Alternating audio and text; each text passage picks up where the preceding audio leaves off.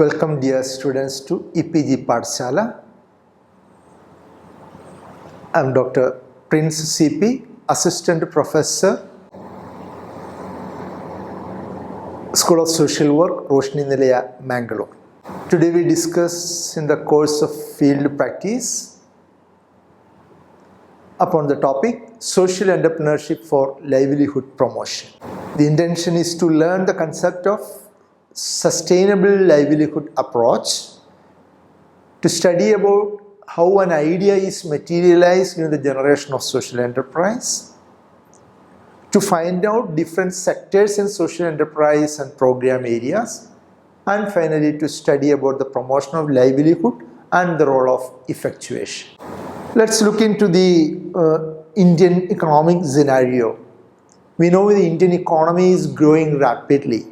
The new government has initiated several interventions like Make in India campaign, Digital India, ease of doing business, skill mission, Swachh Bharat Abhiyan, Clean Ganga mission, and so on. And we know a large section of population are benefiting from this rapid growth. However, there are over 300 and more million poor people who are not adequately benefit from this growth. What is the remedy? Here we have the answer: a livelihood based on social enterprise. When we discuss on the sustainable livelihood approach, again we look into some of the government programs. We know a significant change in the livelihood ecosystem in India occurred with the launch of the National Rural Livelihood Project. Following success in a few states, that got transformed into the National Rural Livelihood Mission in all the states of India in 2012.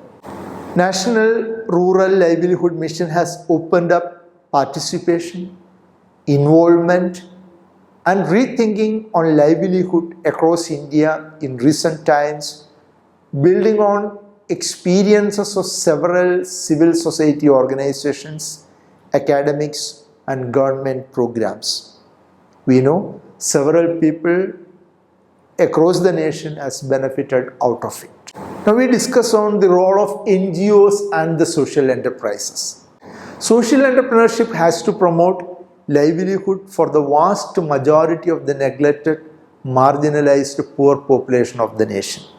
And we know there are 30 million NGOs working in India for a population of more than 135 crores of Indian population. And NGOs initiated a market-based solution that can provide social benefit and be profitable. To give an example, Anshu Gupta, he has started an initiative identifying the need of the poor people. Do you know our sisters in the villages, the poor ladies in the villages? He found that they use very crude method of their hygiene practice. They were not using the ordinary napkins because it is not available.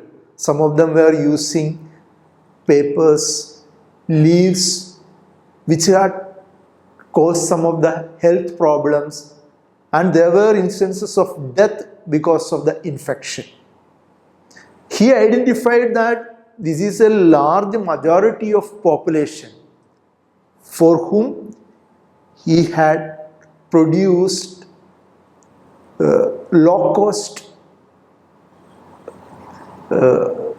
hygienic napkins, which was introduced and it became a success. He could help these poor people, he could educate them, and he could employ several people in the production of these napkins. There are several NGOs who engage in educating the poor people in the villages. So these are some of the social enterprises initiated by the NGOs engaging the poor people for the welfare of the poor people and for the benefit of the society.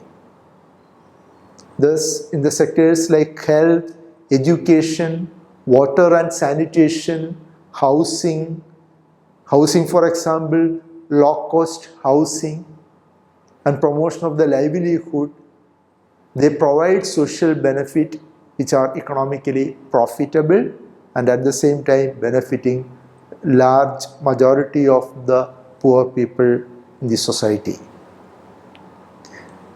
And when we discuss the relationship between the social enterprises and livelihood, the social entrepreneurship, we know, is a process of involving innovative opportunities to address the social needs which create a social change.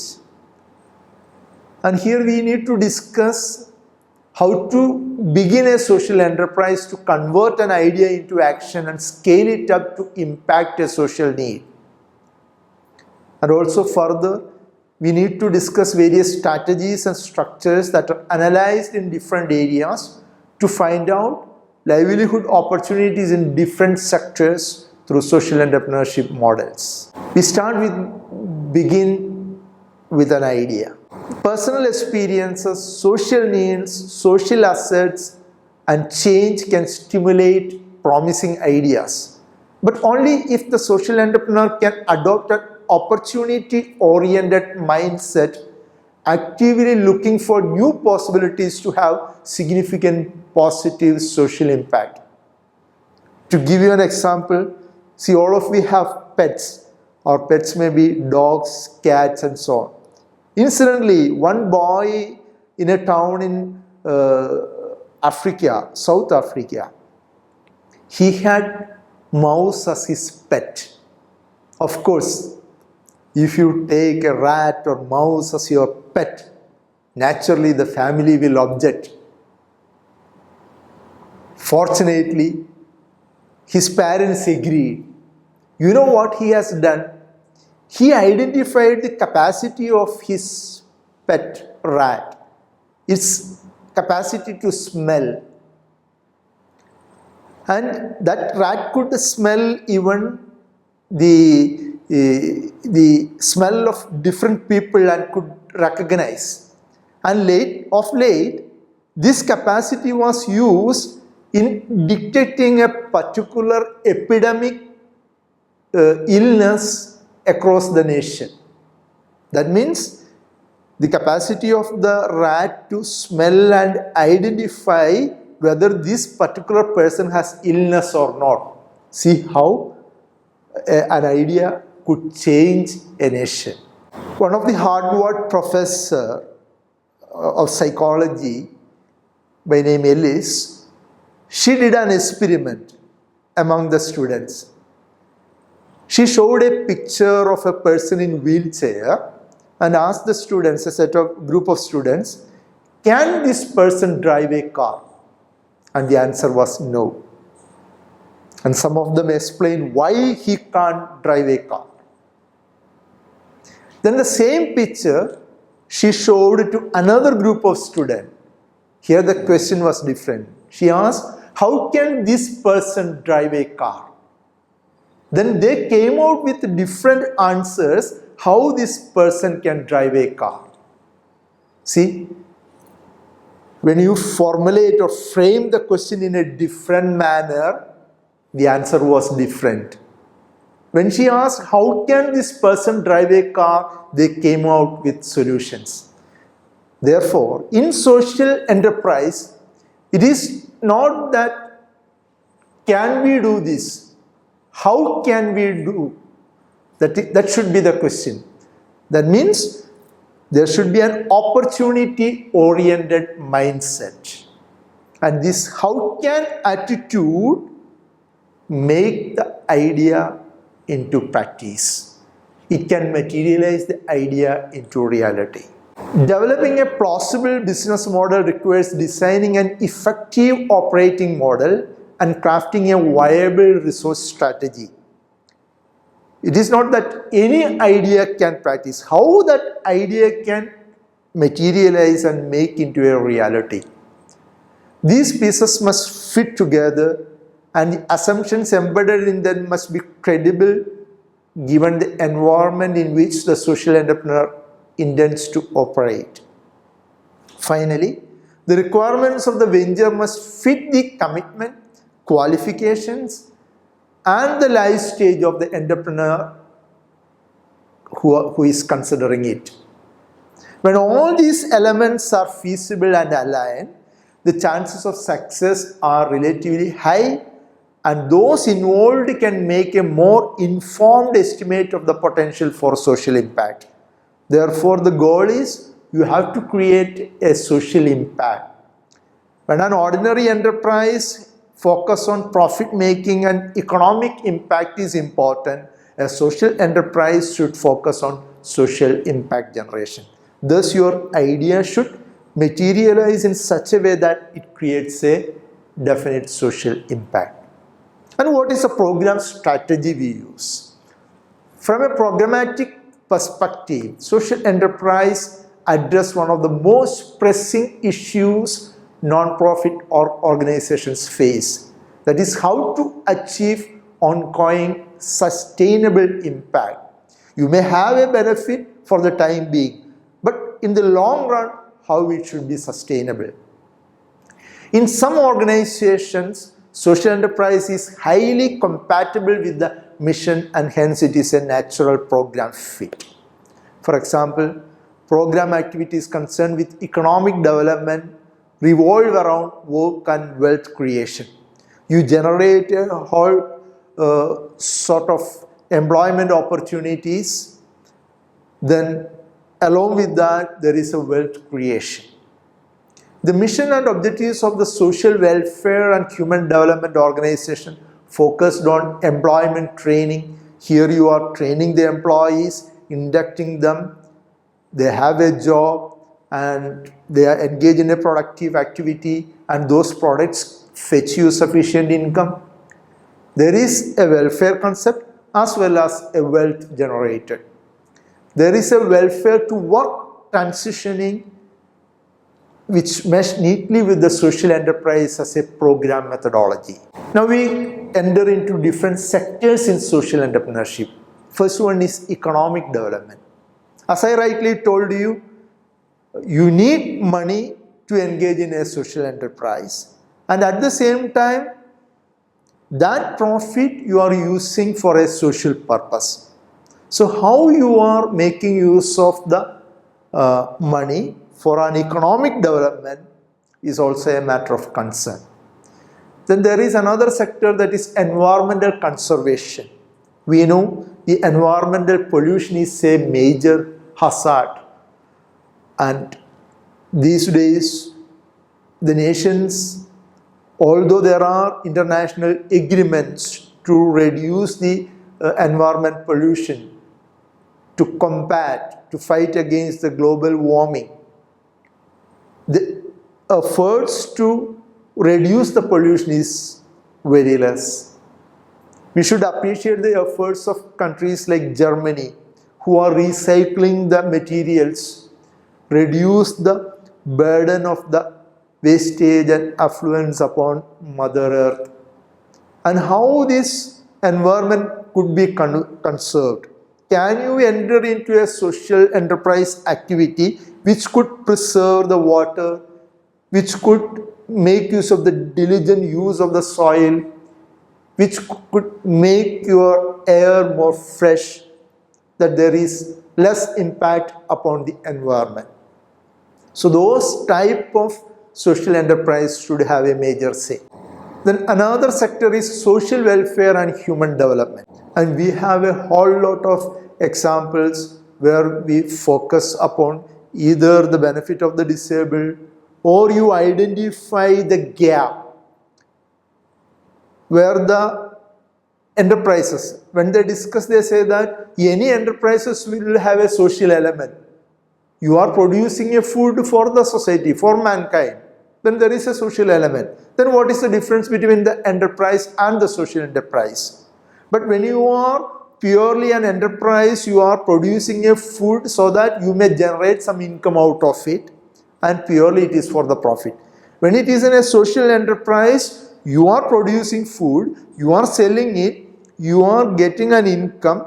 Either you may use it for a direct social benefit to give some money for the poor, or to get some equipments for a poor person's treatment, or you use that money for the benefit of the disabled and so on.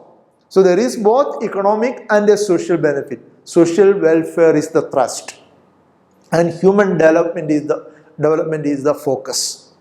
As I told you the example of Anshu Gupta, where he focused the development of those poor women, and at the same time it generates an employment opportunity and also an income generating opportunity. Another sector is the arts and culture preservation. We have the rich tradition of art and culture. If you take Indian cities and even rural areas, we have the monuments, the temples, some of the archives which preserve those monuments, and how far we can make use of it. We have the traditional crafts, the traditional trade system.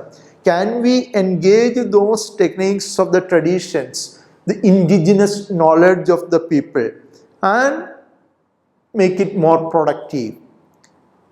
Some of the traditional medical knowledge of our age-old fathers, the herbal medicines, can we effectively make use of it in a productive sector?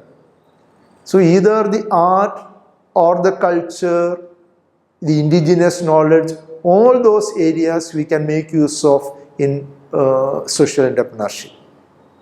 Then health sector. Either of the regular hospitals, we can have in parallel to the government hospitals as well as the private hospitals, engage the community health sector. How can you engage the people with health education and for community care? For example, there is a community palliative care movement which is prevalent in South India, where you teach the people on palliative care, pain and palliative care, and engage people in that with a small service fee which will give them an income, and at the same time it helps the community in healthcare activities. Then there is agriculture, another field where you can have social enterprises.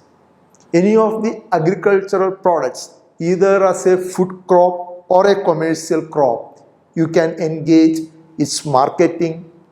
If it is a food product, process it and market it. See, there are people who get the traditional food item. To give an example, jackfruit, a fruit found in South India, which we cannot preserve as it is.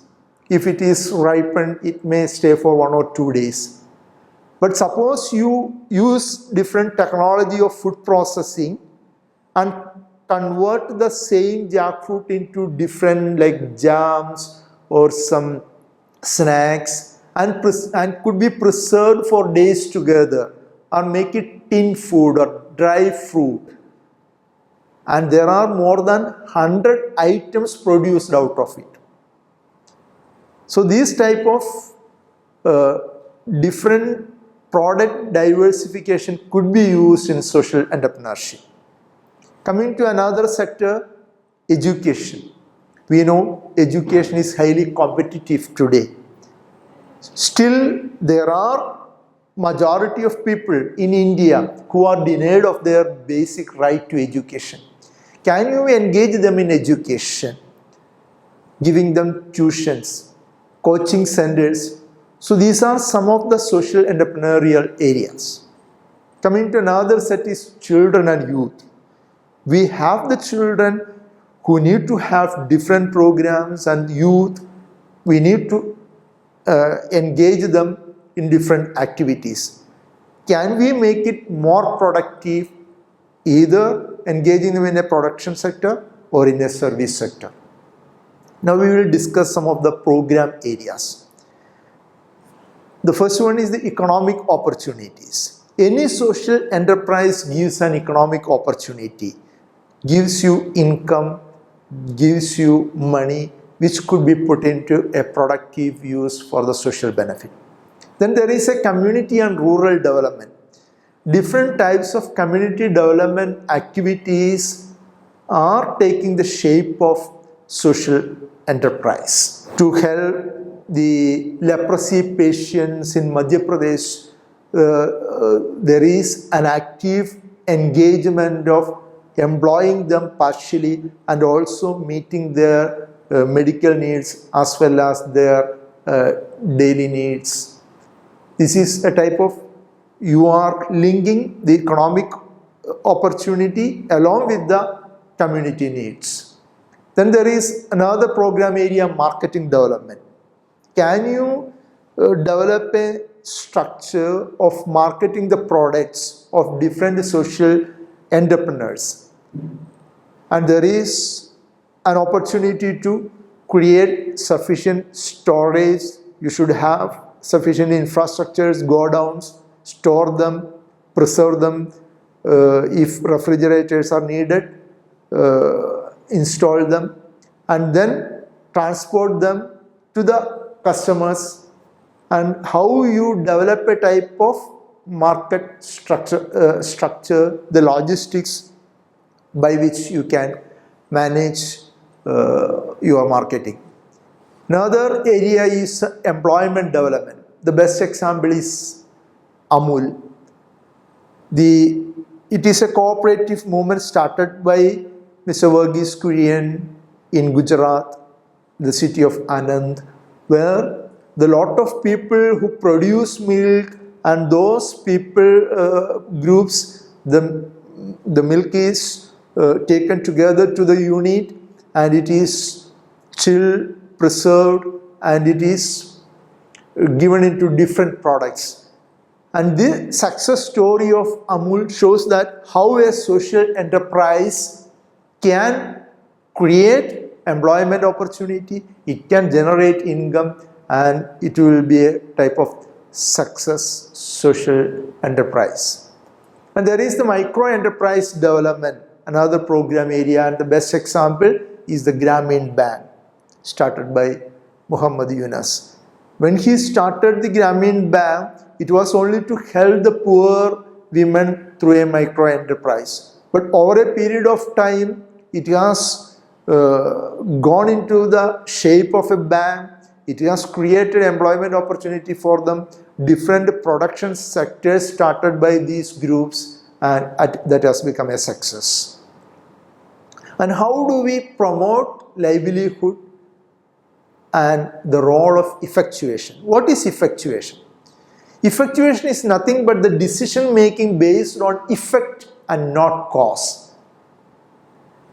When you make a decision based on the cause, there is a certainty. But when it is on effect, there is uncertainty, there is risk and challenges involved in decision making. Be ready to change the decision as per the situation. It must be innovative and challenging. If you can make changes in your decision according to the changing situation, that is known as effectuation.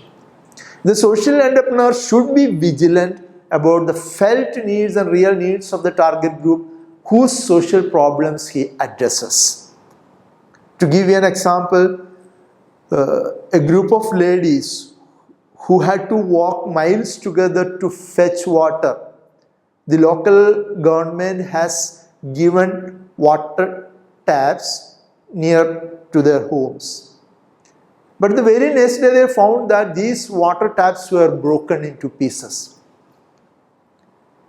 The Panchayat people were amazed. Why? These people had to walk miles together and they were given water nearby and then they had broken it. Is it that they do not know how to use the water taps? But it was not the question. The question was, they want to walk. These ladies prefer to walk 2 miles because that is the time, almost 2 hours to 3 hours they are away from home, where they get together, mingle, and that is a time for their socialization. That was the felt need of the ladies. Although their real need is the water, their felt need is the socialization. The government could not sense it. We social workers should sense the felt need of the people and be ready to meet that. Then they will be amenable to get into the real need, or we can draw them to the real need.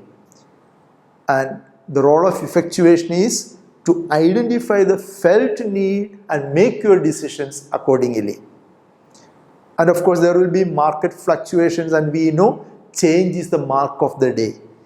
And when there is uncertainty and change, and when the trends are changing each day, and when there are shocks on your way, how can you be guard off from all these unless you have a method of effectuation? Of course, these decision-making capacities will help you in the growth process of the social enterprise. Coming to the conclusion of the lesson, we learned the social entrepreneurship as one of the best methods for promotion of the livelihood, and we discussed different livelihood which are focused on addressing the social needs of the marginalized people. You have a social enterprise to generate a livelihood with the same goal. And we also learned how social and economic sustainability is the focus of both the livelihood as well as the social enterprise. And it has discussed various sectors of livelihood like economic, agriculture, the community development, health sector development, education development, and so on, and different entrepreneurial activities I have explained with examples. And now you may refer more of the case studies and find out how the social enterprise scale up in the whole process of generating livelihood, how effectively a social enterprise can meet the needs of poor people and give them a sufficient livelihood opportunity. And for your reading, I would suggest Brijesh Sivastana's work on Challenges for Social Entrepreneurship, International Journal of Application or Innovation in Engineering and Management. You may find in the website www.ijaiem.org.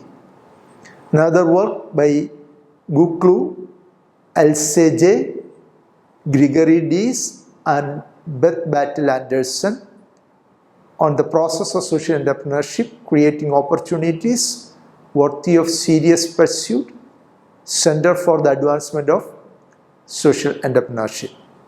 Another by Kim Sutia Alter, Case Studies in Social Enterprise, a publication of Counterpart of International, published by INC, Washington, D.C.